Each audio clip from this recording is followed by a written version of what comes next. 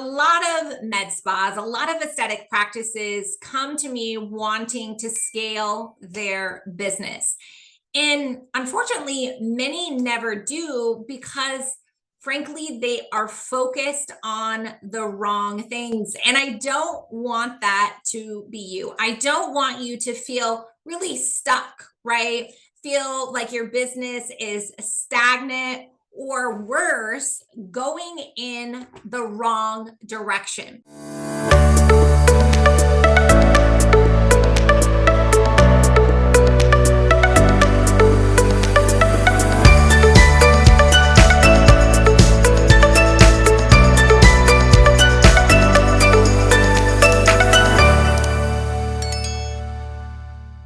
So today I would like to share with you some of the bottlenecks, the vulnerabilities, the constraints that I see every single day in med spas that is holding them back from being able to scale.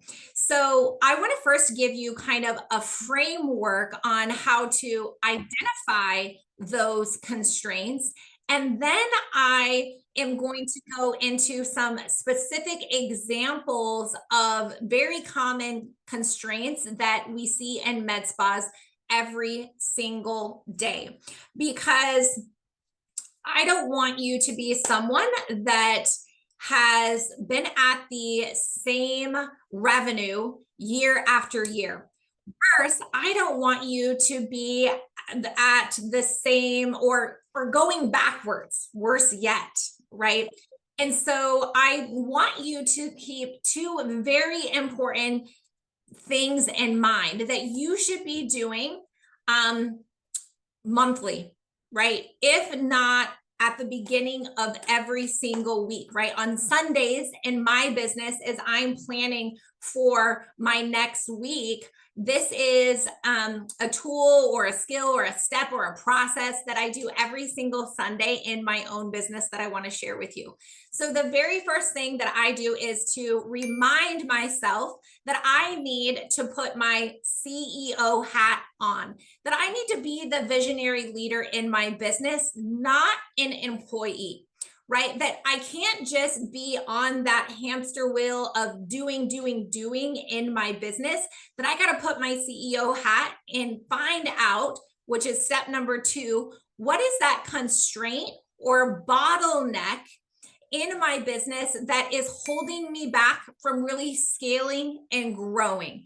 And this is often where I feel like med spas are holding themselves back, that is preventing the growth that they are really after, because they're so busy in the day-to-day of just doing, surviving the day, putting out the fires, that they're not identifying the true constraint, obstacle, bottleneck in their business, that once they solve that, that it's going to open up the doors to the growth and scalability that they're after. So step number 1 is you got to put your CEO hat on. You have to be the visionary leader in the business. You can't just be the doer, right? So you got to remind yourself all the time is, am I really being a CEO or am I being a soldier? I'm being an employee right now?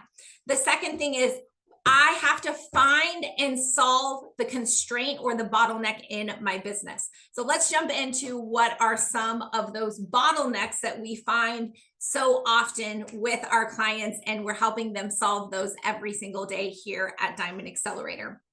All right. So one of the biggest ones is staffing.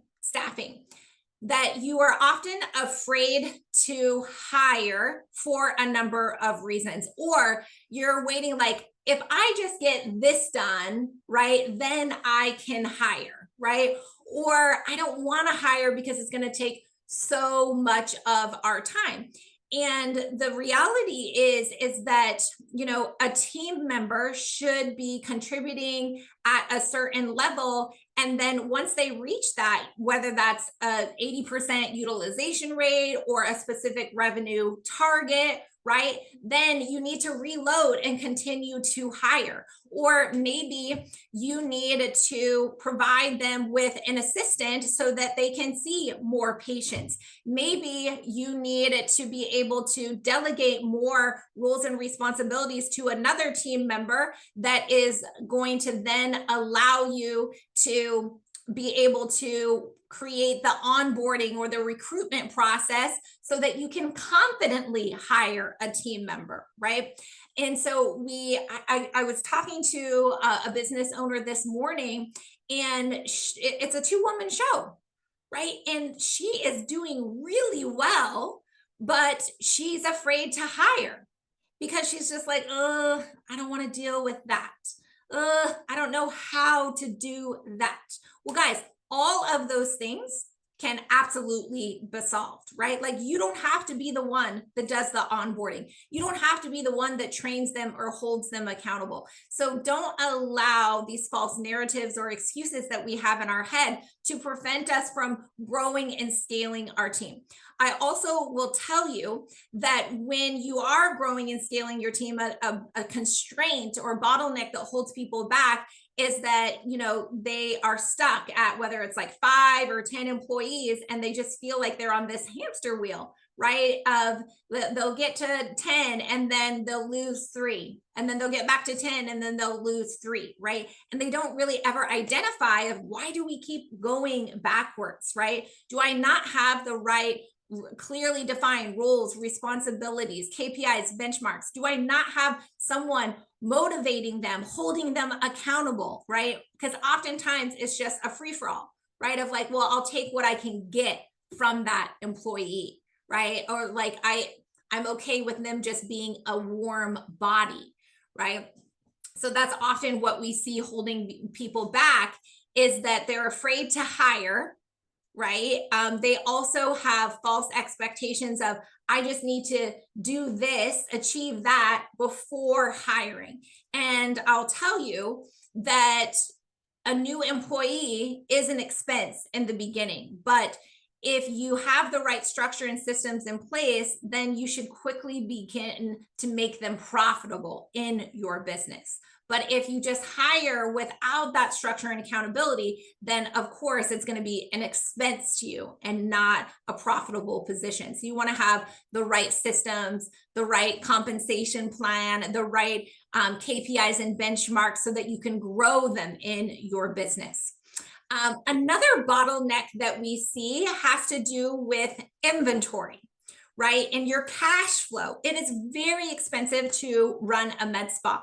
And if you don't have a good handle on your ordering and your inventory, tens of thousands of dollars can be wasted for good, bad, and indifferent reasons. Let me just give you some examples to think about here when it comes to inventory and ordering. So number one, reps are really good at saying that, oh, when you buy this special package in promo, you get access to this big discount, right? And in some cases, that's great, and you want to take advantage of that. But you need to manage your cash flow. You also need to understand that if you can't move that product before it expires, or you don't have a plan of action to be able to move that, then it's not in your best interest. And it doesn't matter how good the deal is at the end of the day, right? And so you need to keep that in mind. You also need to not allow your employees to just order willy-nilly. You need to get a handle on it, right? You also need to be monitoring your consumables, especially in the injectables, right? We had a client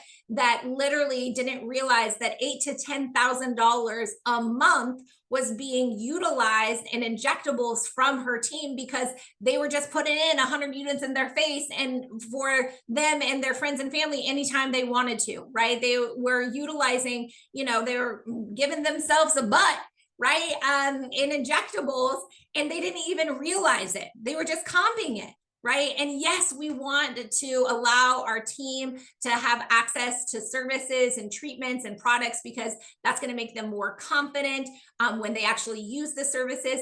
But you need to have parameters around that. So pay attention to your ordering inventory and your consumables. The next thing is inspecting what you expect, right? This is having KPIs, benchmarks, setting goals. so many people are just taking what they can get. And so a constraint in their business is relying on our team to be as good or as great as you, that for them to love your baby as if it's their own baby. And if we are not providing them with the structure, the accountability, and the feedback loop, then you are leaving revenue on the table. So that's why it's so important that you set KPIs and benchmarks with goals, right? So goals should be absolutely about revenue, right? And you can have you should have individual in a team goal, but you will need to have KPIs and benchmarks that you are monitoring, because that is the activity, and numbers don't lie. That is the activity that has to happen in order for you to hit your individual and your team goal. Okay. And so some of the KPIs that you should be after is utilization, right? And then if you're not hitting certain utilization, then what is revenue generating activity that you should be doing to increase your utilization, and coaching on that. Average revenue per hour, right? That will help identify if they're under training, if they're not recommending a comprehensive treatment plan, if they're having trouble getting a commitment and keeping a patient on a schedule to the treatment plan, right? And then coaching on that. Rebooking rates, right? These are all KPIs and benchmarks that you should absolutely be tracking, because data doesn't lie. If you're not tracking data, you're going off of feel, you're going off of emotions, right? Well, I feel like patients love her. She does beautiful lips. I really love the facials that she does. Customers tend to love her, right? Those are all great and important things. But at the end of the day, you're running a business, and you have to make decisions based on data, not off of feel. And especially as you grow and scale in your business, you absolutely have to be basing things off of data and revenue, not just going off of feel, right? And if you're ever going to have a self-led business, you absolutely have to be basing things off of revenue. And not just, taking what you can get for your team. Okay. So let's see, let me look at my list here. Training to confidence. Okay, so when you buy a device, or when you get certified in lasers or in injectables, right? The didactics of doing a treatment, that's wonderful, and that is great. But if you want to be an A player, if you want to be an injector that's doing $1,000 or $1,500 an hour, if you want to be a laser technician or an esthetician that's doing, $500+ an hour, then you have to invest in your personal and professional development. And some of that, I do believe, is the responsibility of the business, the MedSpa, to provide for our employees.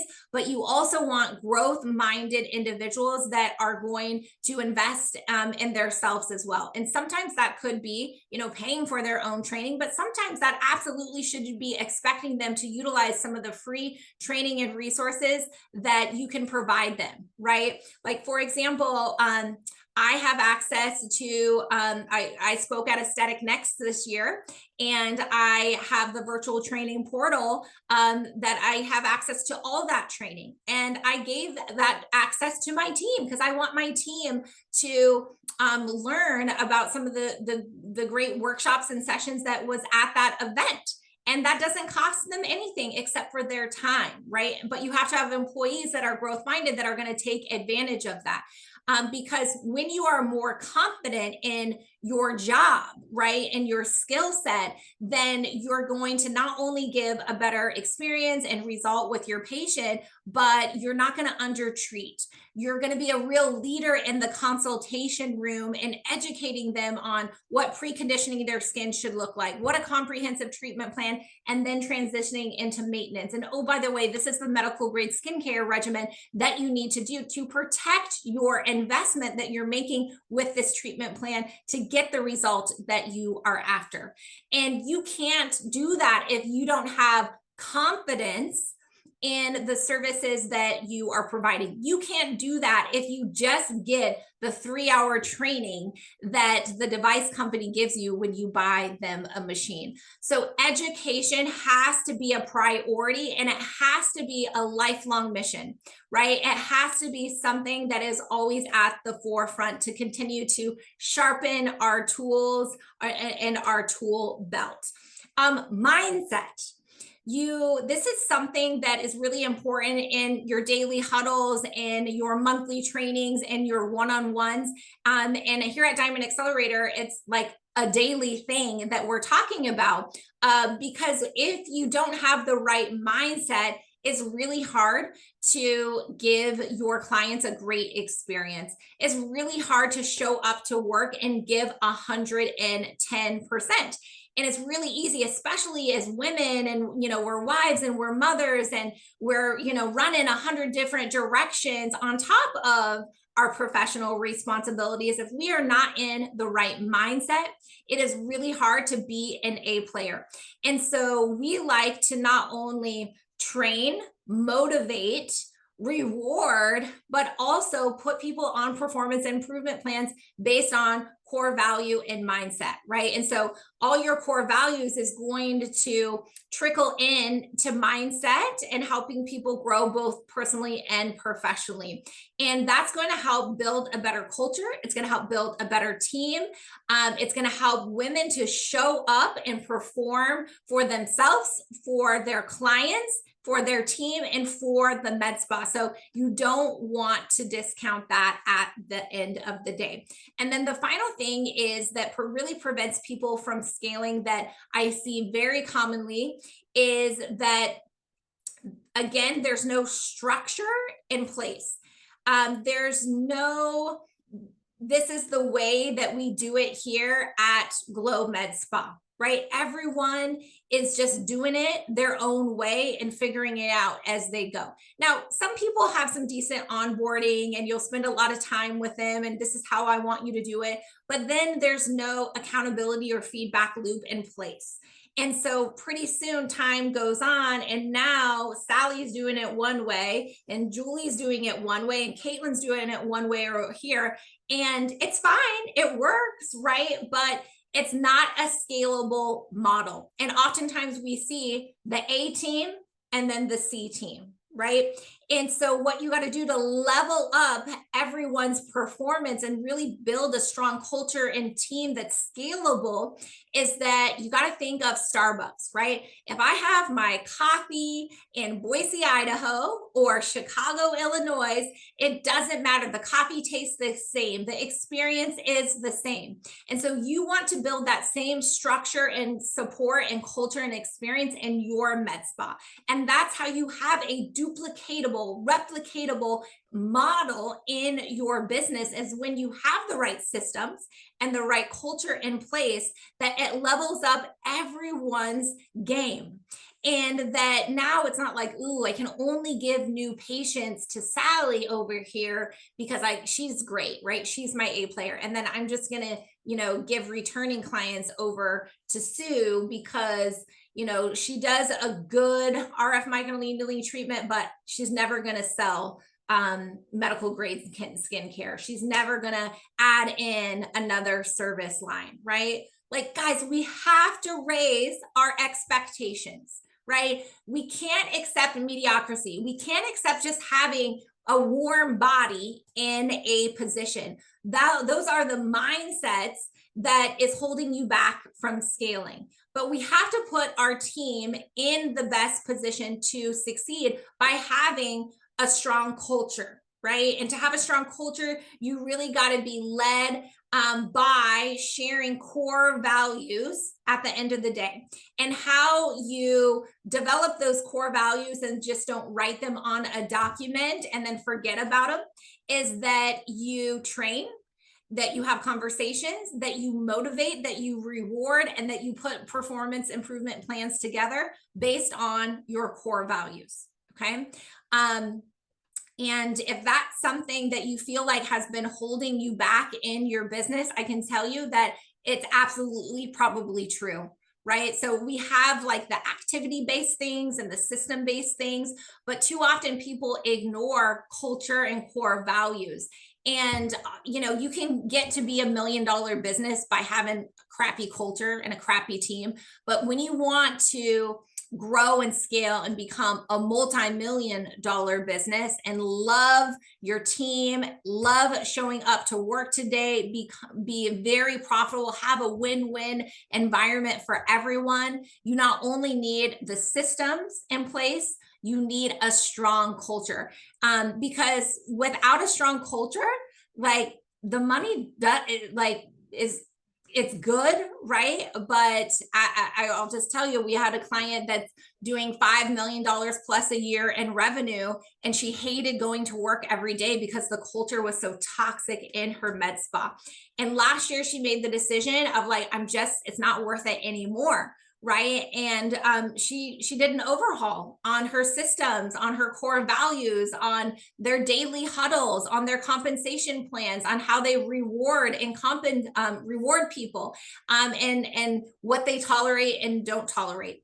And there were some growing pains, but I can tell you that they are not only like thriving now from liking to go to work every day, but their revenue now has really grown because everyone is working in concert together, right? And shares the same mission and core values, patient experience, right? And excited to be a part of something that is bigger than themselves.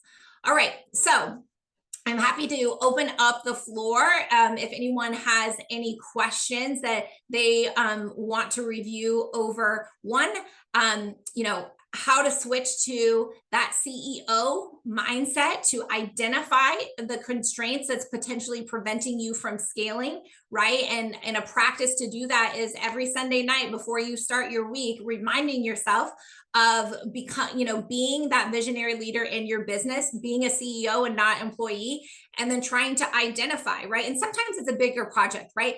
Maybe it's all month, all quarter. I'm focused on this one constraint in my business and solving that.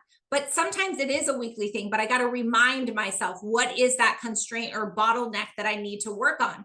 And then I hope sharing with you some of the common examples of constraints that we see every single day with our clients that's potentially holding them back from scaling, right? Holding you back from doubling your income, holding you back from being able to go from a single location to a multi-location, holding you back from bringing on a new service department to diversify your revenue mix, right? To bring on a new team member, right? These are all things that are constraints in businesses that keep you where you're at, right? And in the competitive landscape of the med spa industry and how the competition is growing, which feels like sometimes every single day. And they're, the allergens making it more difficult to be profitable and to do business, and device companies are knocking on your door, right? And private equity is telling you these like false narratives of what they can do for you, right? All these things can be distractions on really focusing on you and your business and finding the bottleneck that is really going to take you to the next level. So, all right, guys, any questions here before we wrap up? I could go on and on all day about constraints, but I hope that you have found this valuable and that you really put that CEO hat on, right? And that you identify what is that one thing that I need to solve, right? And that I can't put down until I freaking solve this problem, right? Is it your rebooking rate? Is it your average revenue per hour? Is it your utilization rate with your providers, right? Are you paying people to check Instagram? Are you paying people to run to Starbucks to get their coffee because they're not seeing patients, right? Is inventory walking out your back door or, being injected into your team's face and you didn't even know it? What is that one constraint that you need to solve, right? That's going to help you either free up the time so that you can continue to solve the next problem, right? And maybe that's that fire you need to put out, or what is really that bigger constraint that you need to solve that's going to grow your revenue, to increase your profitability, to drive more new patients, to grow team members, right? To grow service mixes, to diversify your service menu or your revenue pipelines, right? So that you aren't held hostage by an employee, or God forbid a device breaks down and all that revenue goes away. Then what are you going to do, right? So really put that CEO hat on, and figure out what is that that bottleneck, that constraint that has held you back from scaling, and go all in, and solve that constraint, and just see what that will do for your business. All right, guys, thanks so much for joining me here. If you liked this training, be sure that you share it with your team or another med spa that could benefit. And you can catch the replay on my YouTube channel at any time. I encourage you to check out that channel. We have over 400 videos, free trainings, all on how to grow and scale your med spa. Join us every single week, same time, same place. Catch us on Facebook, Instagram, LinkedIn, and YouTube. Thanks, guys, for joining us.